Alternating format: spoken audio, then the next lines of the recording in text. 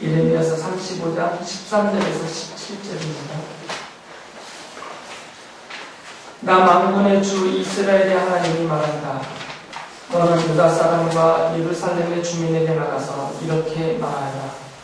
너희는 교훈을 받아들일 수도 없고 나의 말에 순종할 수도 없느냐. 나 주의 말이다. 레갑의 아들 요나답이 자손에게 포도주를 마시지 말라고 명령한 것이 이렇게 엄수되고 있다. 그 자손은 조상이 내린 명령에 순종해서 이날까지 전혀 포도주를 마시지 않는다. 그러나 너희들은 내가 직접 말하고 또 거듭하여 말했으나 내 말을 듣지 않았다.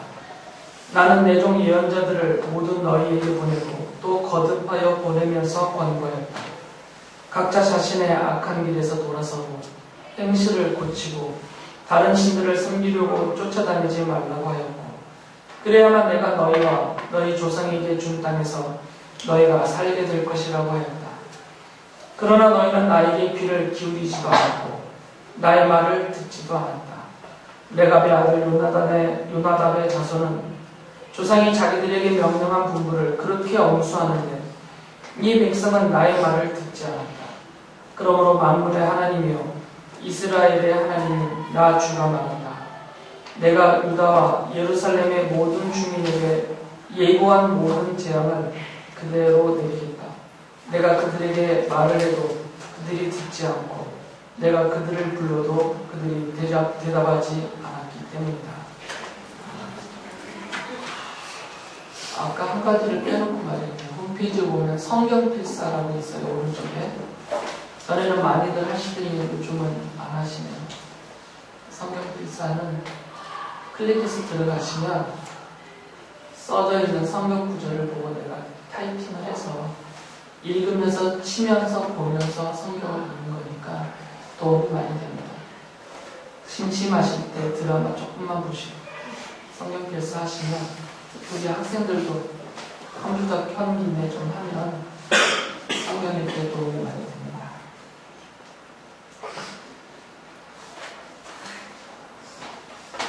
지금 읽어드린 예레미야서 말씀에 보면 하나님께서 예레미야에게 레갑 사람들을 좀 데리고 와서 그들을 시험해 보라라고 말씀하셨어요. 레갑 사람들을 데리고 와서 그들에게 무엇으로 시험을 하라고 하셨냐면 포도주를 주면서 한번 마셔봐라 이렇게 시켰어요. 그래서 이 레갑 사람들이 그 포도주를 마시는지 안 마시는지 시험을 해보라고 하신 거죠. 그래서 예레미야가 레갑 사람들을 데리고 와서 하나님께서 시키신 대로 그들에게 포도주를 따라주면서 이거 좀 마셔봐라 라고 했죠. 그런데 이 사람들이 마시지 않아요. 이들이 마시지 않으면서 이 포도주를 자기들이 마시지 않는 그 이유를 이렇게 말을 했어요. 35장 6절 7절 보면 이 레갑 사람들의 조상적인 레갑의 아들 요나답이라는 사람이 그들에게 한 명령이 있습니다. 유훈으로 남겨놓은 이야기가 있는데 이렇게 말했다라는 거죠. 그분이 너희는 포도주를 마시지 말아라. 너희뿐만 아니라 너희 자손도 절대로 마셔서는 안 된다. 너희는 집도 짓지 말고 곡식에 씨도 뿌리지 말고 포도나무도 심지 말고 포도원도 소유하지 말아라. 너희는 언제까지나 장막에서만 살아라. 그래야 너희가 나그네로 사는 그 땅에서 오래오래 살 것이다.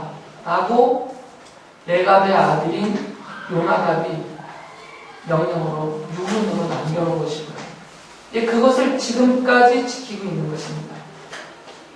이 요나답이라는 사람이 누구냐면 열왕기하 10장에 보면 여호나답이라는 사람이 등장하는데 이 여호나답의 축약형이 요나답이에요.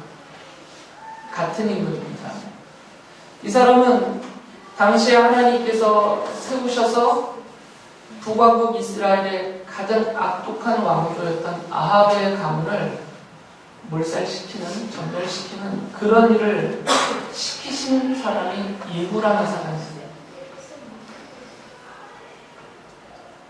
그래서 그 예후가 이 아합의 가문을 전멸시킬 때 그를 도왔던 사람이 이 여호나답이라는 사람입니다.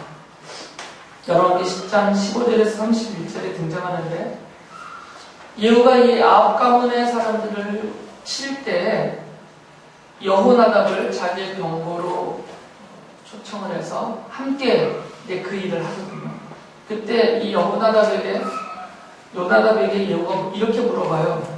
열왕기하 10장 15절을 보면 내가 그대를 진심으로 믿듯이 그대도 그러하오라고 묻죠. 지금 북왕국의 왕이 되는 사람입니다. 하나님의 뜻을 받들어서 그 아합의 가문을 전멸시키는 사명을 갖고 그 일에 나선 사람이에요. 그런데 이 사람이 여호나답을 만나서 그에게 하는 말이 나는 진심으로 당신을 믿습니다 라고 얘기를 해요. 느닷없이 길에서 우연히 마주친 사람에게 쓸 수 있는 말은 아니죠.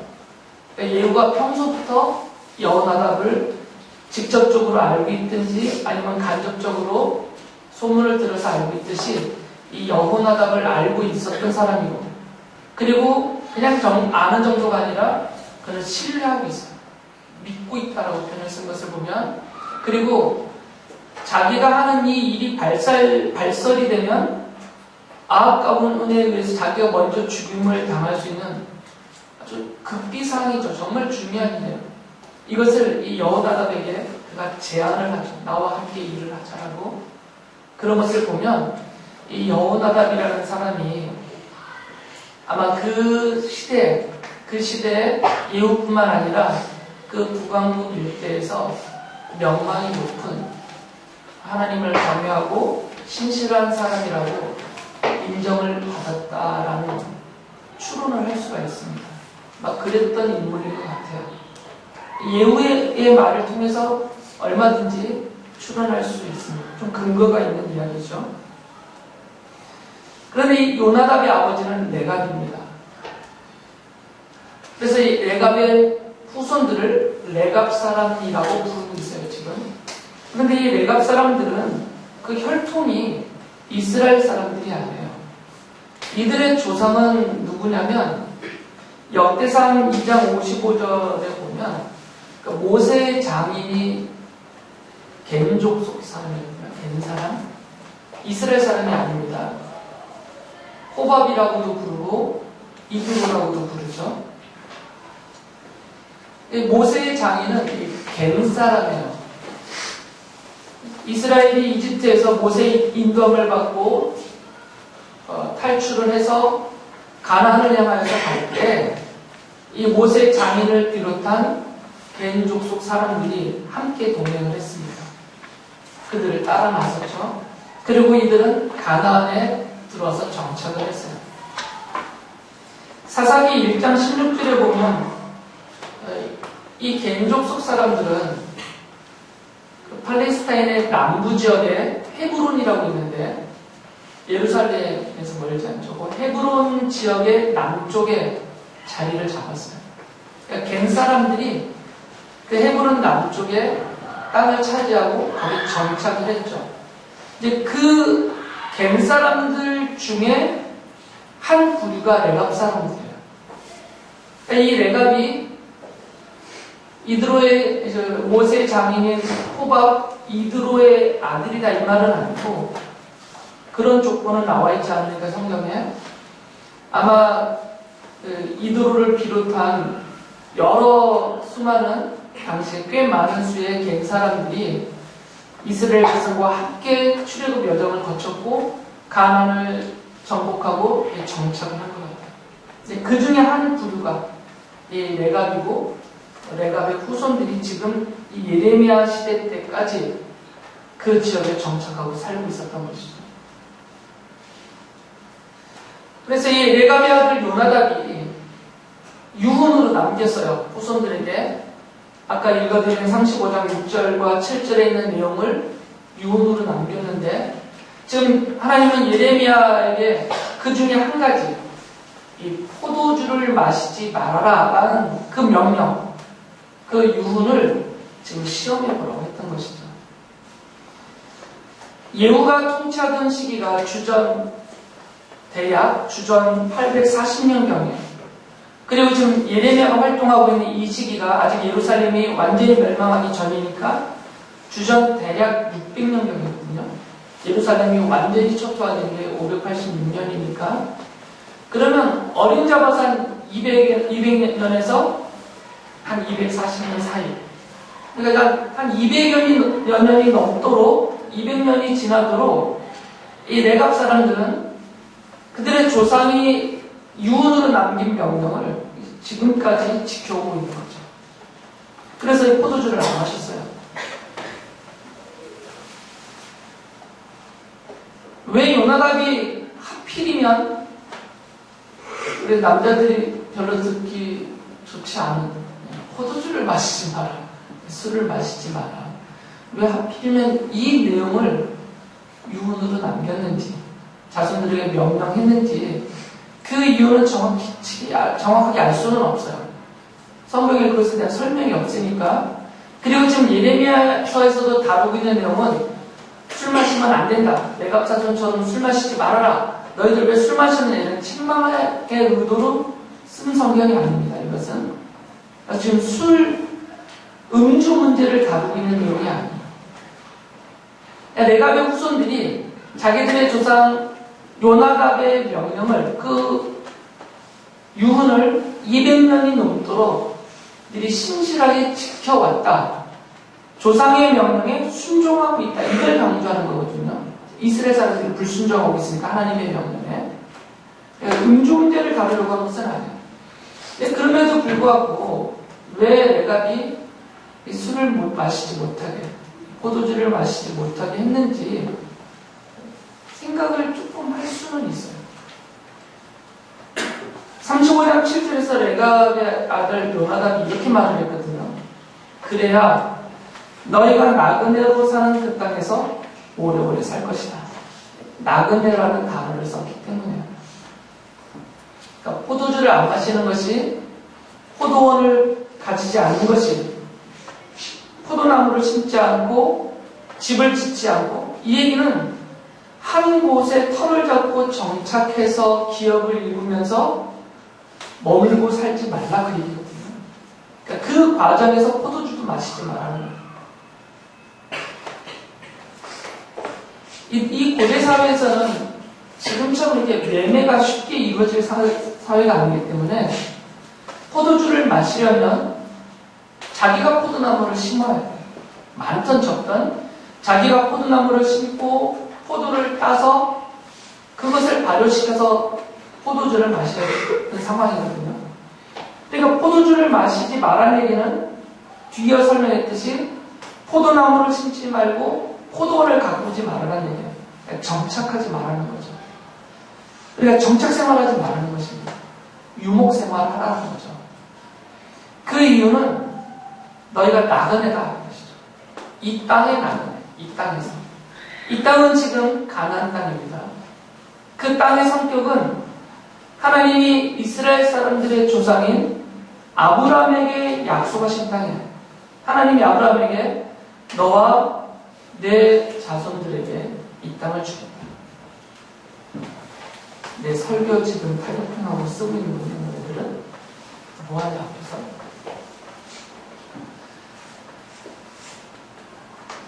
이런 거 신경 쓰면 안 돼요. 사소한, 미안하다, 상처받지 마라.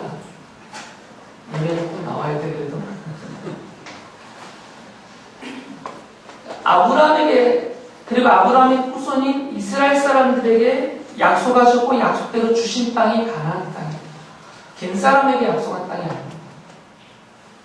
이 레갑 사람들에게 약속해서 주신 땅이 아니에요. 이 땅의 성격 자체는 아브라함과 그의 후손이 이스라엘 사람들에게 약속하신 땅이에요. 그러니까 이 성격상 레갑 사람들의 입장에서는 이게 내 땅이 아니고 하나님이 나에게 약속한 땅이 아니니까 이들은 지금 하나님을 믿고 경외하는 사람들의 후손이거든요. 그러니까 자기들의 신분과 형편을 스스로 받아들이고 있는 거죠. 우리는 이 땅의 주인이 아니다는 것입니다. 우리는 이 땅에 나그네로 사는 사람들이다 라고 그들이 받아들이고 있었던 거죠. 사회적으로 보면 만약에 이 갱 사람들이 수가 적지는 않은데 꽤 많은 사람들이 따라왔으니까, 왜 그러냐면 사울이 아말렉을 칠 때도 그 아말렉 땅 지역에도 갱 사람들이 퍼져 살고 있었어요. 그래서 거기 떠나라고 얘기하거든요. 상당히 많이 분포가 되어 있었던 것이죠.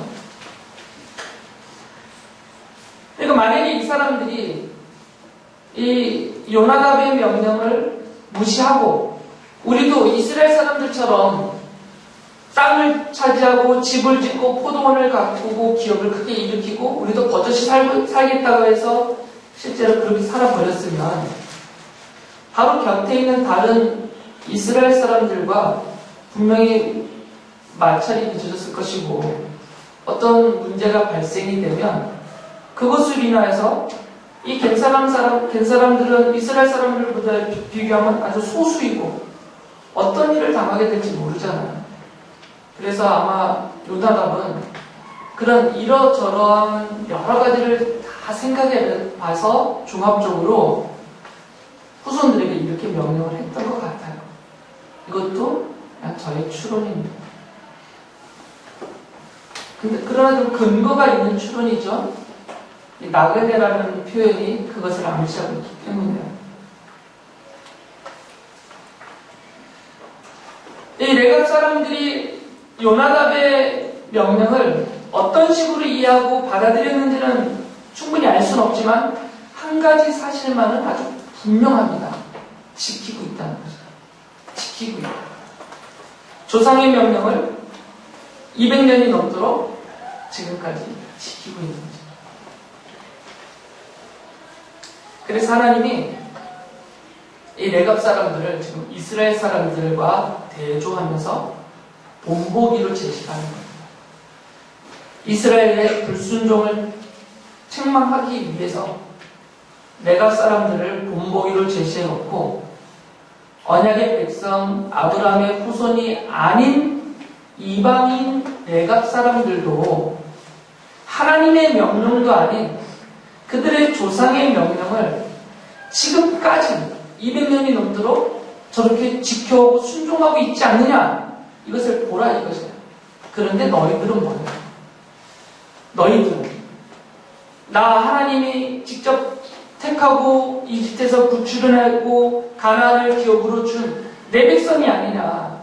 그리고 내가 요나답은 한 번의 명령을 내렸을 뿐인데도 저들이 저렇게 신실하게 지켰는데 너희들은 내가 그토록 오래도록 반복해서 말하고 있는데도 왜 순종하지 못하느냐.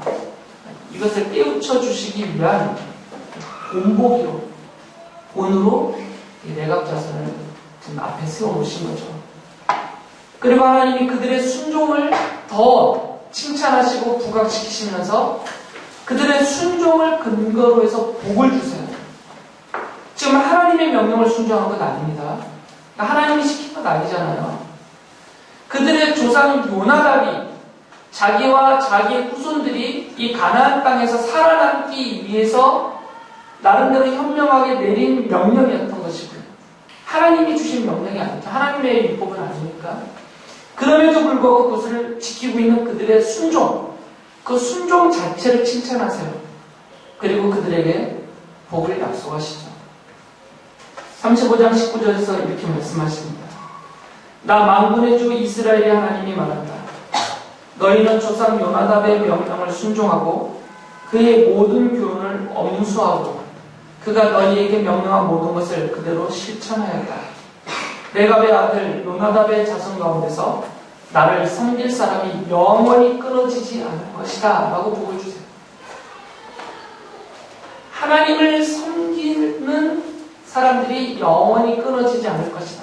그러니까 이 레갑 사람들은 혈통적으로는 이방인이지만 요나답이 그랬던 것처럼, 여호나답 그가 그랬던 것처럼 하나님을 섬기는 믿음의 사람으로 하나님 앞에서 영원토록 끊어지지 않는다는 얘기는 하나님이 그들을 보장해 주시고 지켜주신다는 거죠. 하나님의 백성과 똑같이 대해주시겠다는 약속. 큰 복을 내려주신 거죠. 이방인으로서는 이스라엘이 받을 복을 함께 받는 자가 되었으니까 하나님이 그들에게 큰 복을 약속하셨던 것입니다.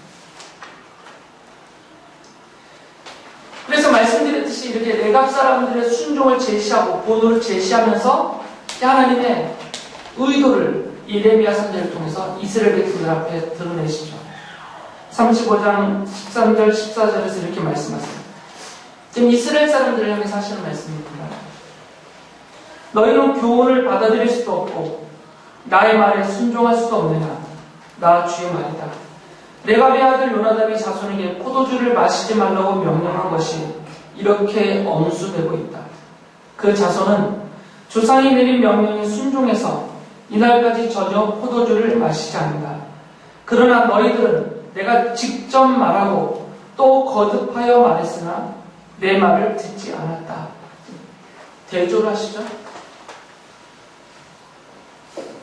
하나님이 직접 하신 말이에요. 모든 율법, 모든 계명은 하나님이 그들에게 직접 말씀하여 주신 내용들을 기록해 놓은 것이죠.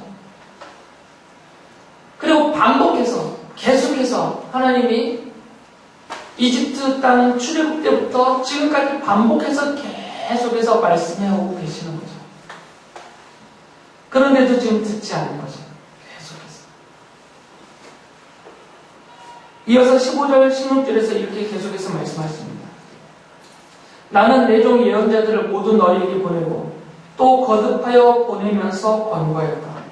각자 자신의 악한 길에서 돌아서고 행실을 고치고 다른 신들을 섬기고 쫓아다니지 말라고 하였고 그래야만 내가 너희와 너희 조상에게 준 땅에서 너희가 살게 될 것이라고 하였다. 그러나 너희는 나에게 귀를 기울이지도 않았고 나의 말을 듣지도 않았다. 레갑의 아들 요나답의 자손은 조상이 자기들에게 명령한 분부를 그렇게 엄수하는데 이 백성은 나의 말을 듣지 않았다라고 책망하죠. 이스라엘 사람들의 이 불순종을 하나님의 말씀을 듣지도 않고 귀에 들려도 마음에 새겨 담지도 않고 그 말씀을 아예 무시하고 불순종으로 그런 모습을 레갑 자손과 이렇게 비교하시면서 정죄하시고 책망하시는 거죠. 그래서 내가 너희들의 불순종 때문에 너희들에게 벌을 내렸다. 벌한다. 이렇게 말씀하시죠. 그래서 35장 17절에 이렇게 말씀하신 거죠. 내가 유다와 예루살렘의 모든 주민에게 예고한 모든 재앙을 그대로 내리겠다. 내가 그들에게 말을 해도 그들이 듣지 않고 내가 그들을 불러도 그들이 대답하지 않았기 때문이다. 그래서 예레미야가 40장 3절에서 이렇게 말합니다. 이제 그대로 하셔서 주님께서 말씀하신 그대로 하신 것이요. 그대들이 주님께 죄를 짓고 그분의 말씀에 순종하지 않았기 때문에 그대들이 이런 재앙을 당한 것이요. 라고 말합니다.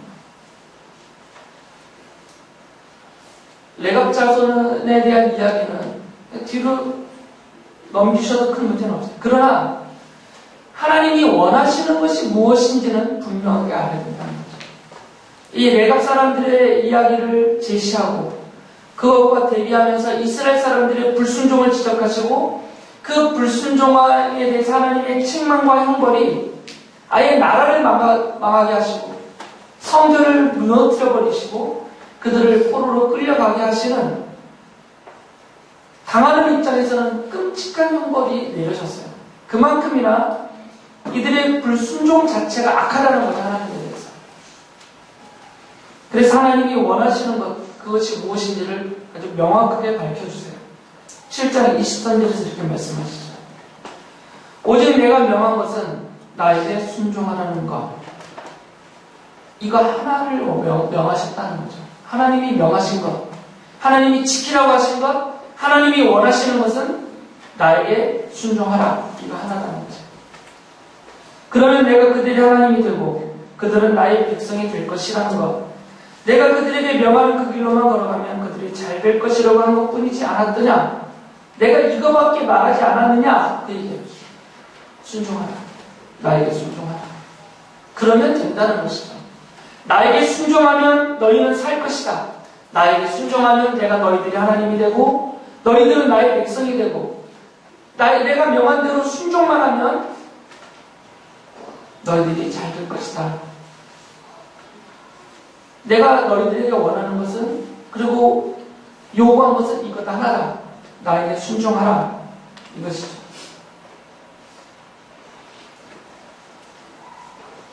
하나님을 믿고 하나님의 말씀에 그 믿는 믿음으로 순종하는 것, 이게 성도의 하나님의 백성의 정체성이고 삶입니다.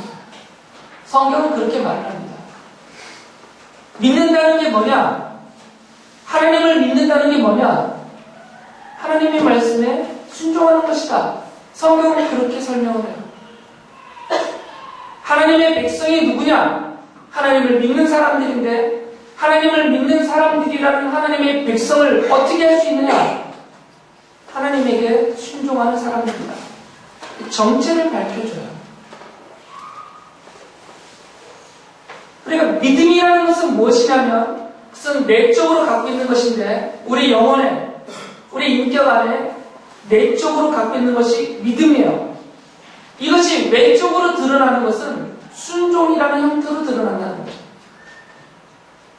믿기 때문에, 하나님을 믿기 때문에 하나님의 말씀하심에 귀 기울이고 그 말씀을 새겨듣고 그 말씀을 순종하려고 애쓰는 자세, 이것이 믿음의 사람의 모습이라는 것이고 그가 믿는 사람이라는 정체라는 것입니다.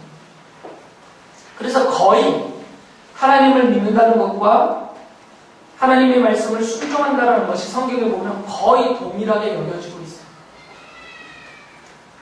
성경은 인정 안 합니다. 내가 하나님을 믿지만 하나님의 말씀은 순종 안 한다. 성경은 그렇게 인정 안 해요. 나는 하나님을 믿는데 내가 하나님의 말씀에 관심이 없어. 성경은 그런 거 받아주지 않습니다. 나는 하나님을 믿지만 하나님의 말씀에 순종하지는 않는다. 이건 성립이 안 돼요, 성경에서는. 실제 우리의 모습이 그럴지 모르지만, 우리의 삶이 그럴지 모르겠지만, 성경에서 놓고 본다면 이것은 거의 동일시되고 있어요. 말씀드렸듯이 내재적인 믿음이 외적으로 표출되는 것이 순종이기 때문에 이것은 신약성경도 동일하게 말합니다. 믿음과 그 믿음의 근거에서 나오는 순종적인 행위를 동일하게 보고 있어요. 이거 분리시키지 않는단 말이죠.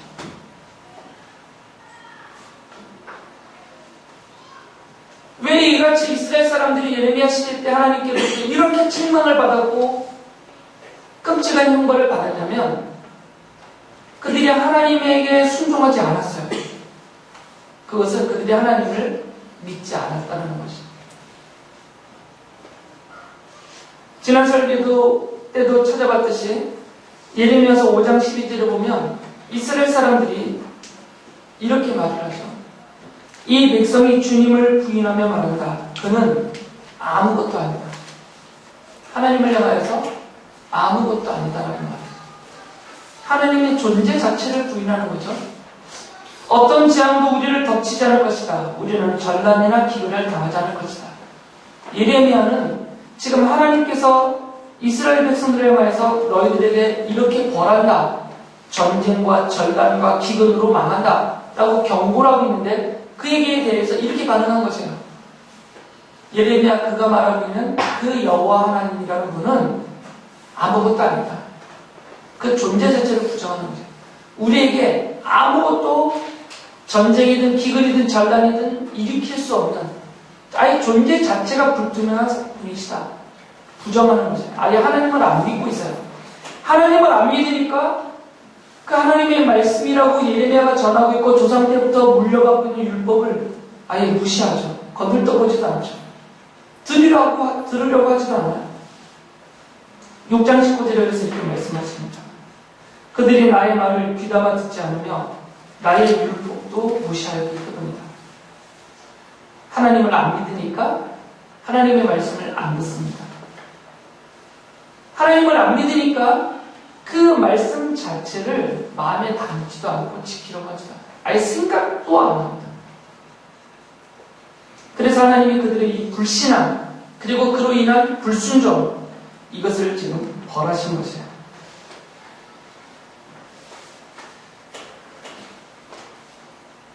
우리가 스스로 반성해야만 되는 말씀입니다. 지금 어떤 행위를 근거로 한 구원을 말씀드리는 것이 아닙니다. 순종해야 구원받는다, 이것이 아니에요. 순서를 거꾸로 가면 안 되죠. 믿음이 있다면, 하나님을 믿는 믿음이 있다면, 그 하나님께서 나를 창조하셨다라는 믿음이 있다면, 그 하나님께서 내 생명의 주인이라는 믿음이 있다면, 그리고 그분이 나를 사랑하셔서 그 아들 예수 그리스도를 나의 구속주로 십자가에 내어서 나의 죄를 대신해서 죽게 해주셨다는 것을 믿는 믿음이 있다면, 하나님의 말씀에 귀를 기울이고 그 말씀을 마음에 담고 그 말씀을 지키라는 순종함이 태도적으로 나타난다 이것이죠. 그런 태도,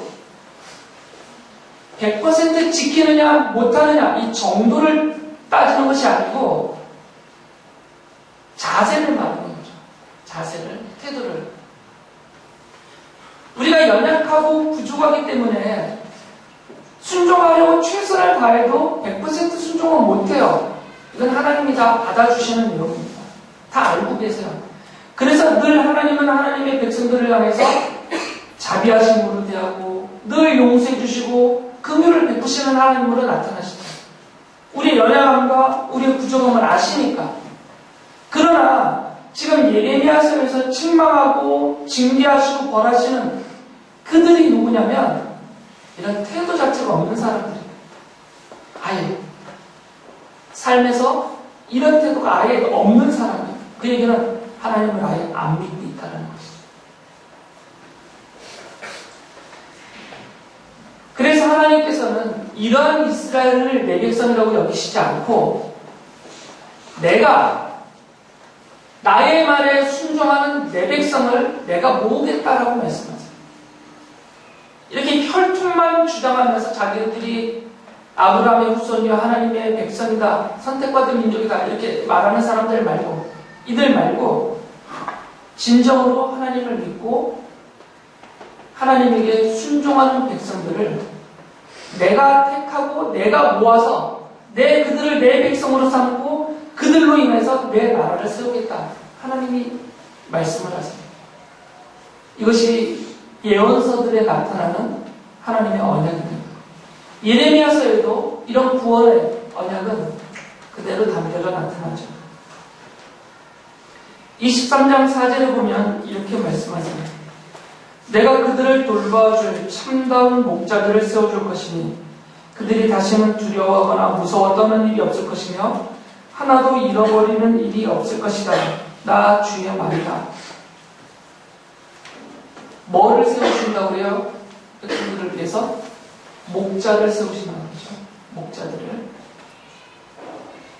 백성들을 이끌어서 올바로 가르치고 이끌어서 하나님을 알게 하고 하나님을 믿게 하고 그들에게 하나님의 말씀을 가르쳐 줘서 하나님의 말씀대로 지키며 순종하며 살게 해줄 참다운 목자. 지난번 설교 때 말씀드렸듯이 예레미야 당시대 소위 목자라고 나서 있는 예언자들, 제사장들, 왕을 비롯한 정치 지도자들을 하나님은 다 거짓 목자라고 말씀하셨어요. 자기들의 입속만을 채우는, 백성들을 속이고 백성들을 착취하고 노략하고 있는 대상으로만 삼고 있는 거짓된 목자들이라고 말씀하셨어요. 이 거짓된 목자들이 백성들이 이끄니까 백성들이 망하고 있는 거죠. 그래서 하나님은 이들을 대신해서 참다운 목자들, 하나님의 백성이 하나님의 백성으로 하나님을 순종하며 살게 이끌어줄 참다운 목자를 세우겠다라고 말씀하셨어요.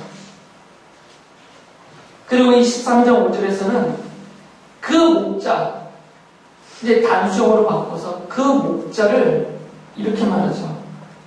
내가 다윗에게서 의로운 가지 하나 도달하게 할 그 날이 오고 있다.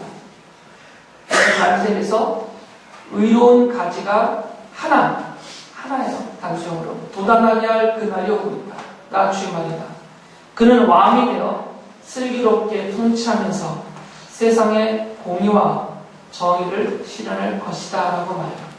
그러면서 6절에서는 그의 이름을 주님은 우리의 구원이시다 라고 부를 것이다 라고 말해요. 지금 다윗의 가문에서 다윗 왕가를 말합니다. 다윗의 왕가에서 의로운 예레미야 시대 때 그 불의한 그들 말고요. 그들과 대비되어서 의로운 가지 하나, 왕이 하나 세워줄 것인데 이가 왕이 되어서 하나님의 백성들을 슬기롭게 통치할 건데 그 통치 원리가 공평과 정의라는 거죠. 이 두 개는 따르는 것이라 아니라 복합을 하나로 합쳐서 정의로 통치하신다는 거죠. 그래서 그 왕으로 오는 그분, 다윗의 후손 중에 왕으로 와서 공평과 정의로 그 나라를 세우고 다스릴 그분의 이름을 주님은 우리의 구원자이시다라고 부른다라는 거죠. 세번역 성경에서는 주님은 우리의 구원자시라고 의역을 해놨어요. 의역을. 이것을 직역하면, 이 말을 직역하면, 여러분, 주보에 제가 히브리어 원어를 써놨죠? 예호와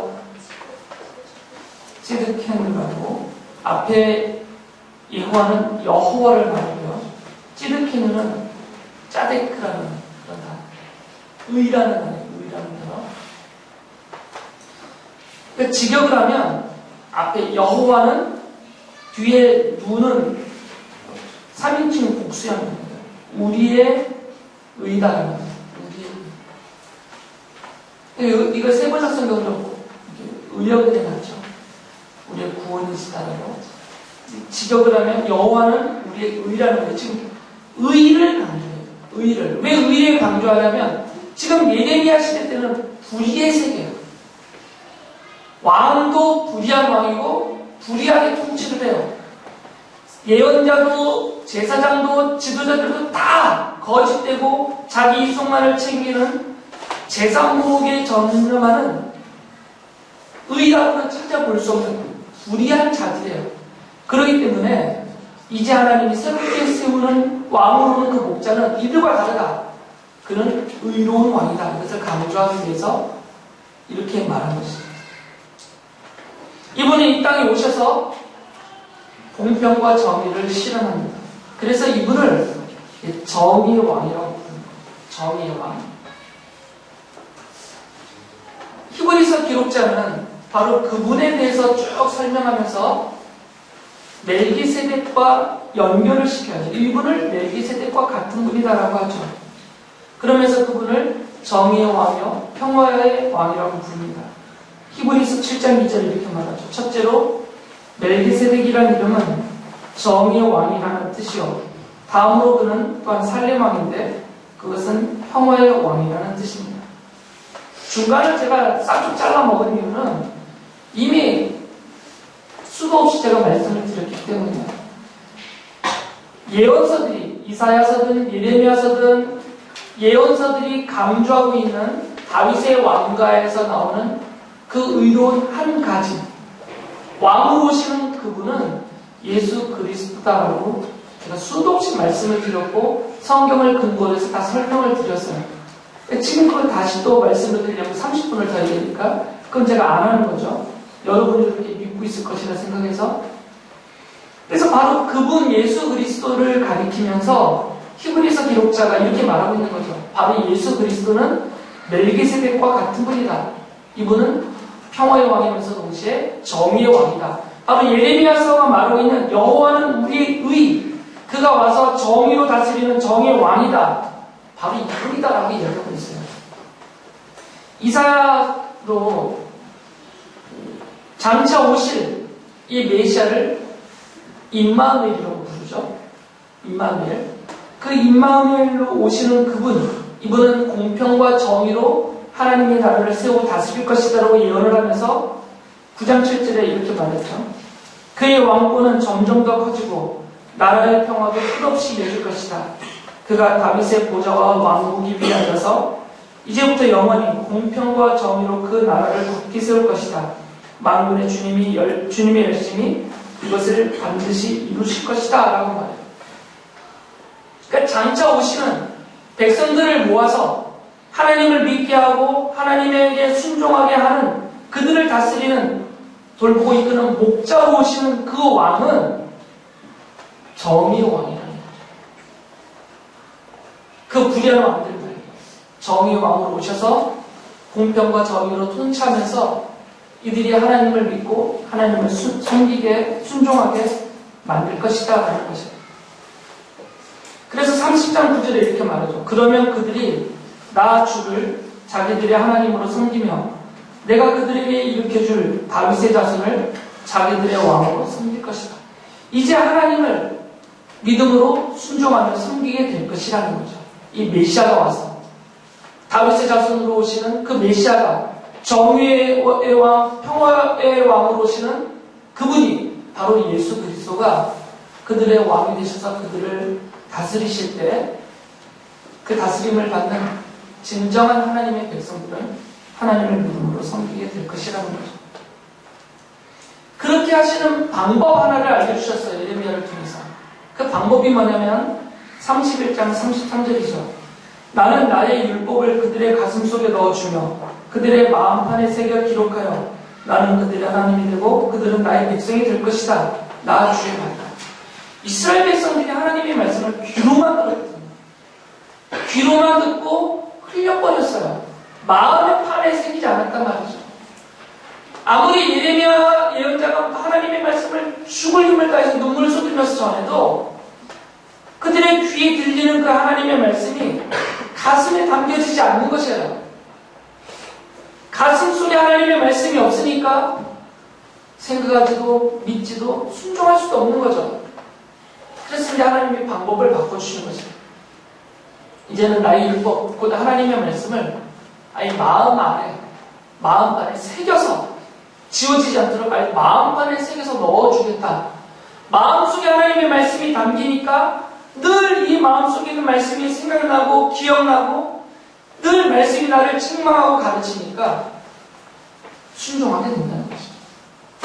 연약하고 부족하고 불순종할 때는 깨닫고 회개하고 돌이키는 것이고 다시 또 말씀이 깨우치시고 격려해서 순종하게 만들어주시고 방법적으로 아예 실현 가능하게 만들어주신다는 것입니다. 앞서 말씀드렸듯이 저를 비롯한 우리 모든 사람들은 부족함과 연약함 때문에 순종하고 싶어도 완전하게 순종을 잘 못해요. 잘 순종하다가도 넘어집니다. 그리고 전부가 아닌 내가 기억나거나 내가 좋아하고 받아들일 만한 일부만을 순종해요. 이게 우리의 한계예요. 이것은 우리가 악독하고 하나님을 부인하고 부정하는 믿음 없는 사람에서가 아니라 정말 하나님을 믿지만 우리 안에 인간이란 본성 안에 내재되어져 있는 부족함과 연약함 때문에 나오는 안타까운 결과들이죠. 이런 것들은 하나님이 다 아세요. 그래서 용서하세요. 약속도 하셨어요. 31장 34절에 이렇게 말씀하시죠. 그때는 이웃이나 동포끼리 서로 너는 주님을 알아라 하지 않을 것이니 이것은 작은 사람부터 큰 사람이 이르기까지 그들이 모두 나를 알 것이기 때문이다. 내가 그들의 허물을 용서하고 그들의 죄를 다시는 기억하지 않겠어. 나 죄. 약속도 해주셨어요. 다 용서해 주겠다는 거. 그럼 우리의 이 부족함에서 이루지 못하는 순종, 이 부분은 어떻게 메꿔지고 어떻게 해결이 되느냐. 비록 우리가 부족하고 연약해서 순종하지 못하고 죄를 지었지만 어쨌든 죄라는 것은 하나님의 정의로우신 통치 아래서는 반드시 그 죄에 대한 심판과 형벌이 치러져야 돼요. 이게 하나님의 정의니까. 그래서 이건 부족한 순종이라고 말할 수 있어요. 부족한 순종. 우리가 하는 만큼의 순종은 우리가 하면 되고 부족하고 연약해서 못하고 있는 나머지 이 부족한 순종에 대해서는 완전한 순종을 이루신 예수님이 다 해결해 주세요. 이것은 그래서 로마서 19장에서 이렇게 말하고 있습니다. 한 사람이 순종하지 않으므로 이것은 아담이요 한 사람이 순종하지 않음으로 말미암아 많은 사람이 죄인으로 판정을 받았는데 이제는 한 사람이 순종함으로 말미암아 많은 사람이 의인으로 판정을 받을 것이다. 앞에 한 사람은 에덴 동산에서 불순종했던 아담이고 이제는 한 사람을 택한 사람은 예수 그리스도세요. 예수 그리스도께서 하나님의 뜻에 순종해서 인간으로 이 땅에 오셨고 고난을 당하시고 십자가에서 죽임을 당하셨어요. 이것은 하나님 아버지와 그의 아들됨으로 나타나신 성자 하나님 사이의 관계성에서 보여주는 순종이에요. 아들로서 아버지이신 하나님에게 완전한 순종을 했죠. 단 하나의 불순종은 없이 그리스도의 완전한 순종하심으로 우리의 부족한 순종이 다 용서되고 우리를 의인으로 하나님 앞서 판정받게 해주셨다는 거죠. 그것이 십자가의 순종이죠. 하나님은 레갑 사람들의 순종을 본보기로 보여주시면서 이스라엘 사람들에게 그리고 우리에게 본으로 삼으라 하세요. 우리도 본으로 삼아야 됩니다. 불순종한 이스라엘 사람들을 보며 저 사람들도 저랬지 나도 뭐 이렇게 나가면 안 되고 그들에게서 눈을 돌려서 레갑 사람들을 본보기로 삼아야 돼요. 레갑 사람들이 조상의 말을 수백 년 동안 계속해서 지켜왔던 그들의 순종, 그 순종을 우리는 본보기로 삼아서 하나님이 끝없이 우리에게 말씀하고 계시는, 지금 이 시간에도 하나님이 말씀하고 계시는 그 하나님의 말씀을 귀 기울여 듣고 마음으로 깊이 받아 새기고 있는 힘을 다하여서 순종하고자 하는 이런 자세와 실제적인 삶의 실천이 우리 안에 있어야 된다는 것이죠. 그 과정에서 안타깝게 발생되는 이 부족한 순종들은 주님이 이미 십자가에서 다 치우셨고 다 용서해 주셨어요. 근거가 됩니다.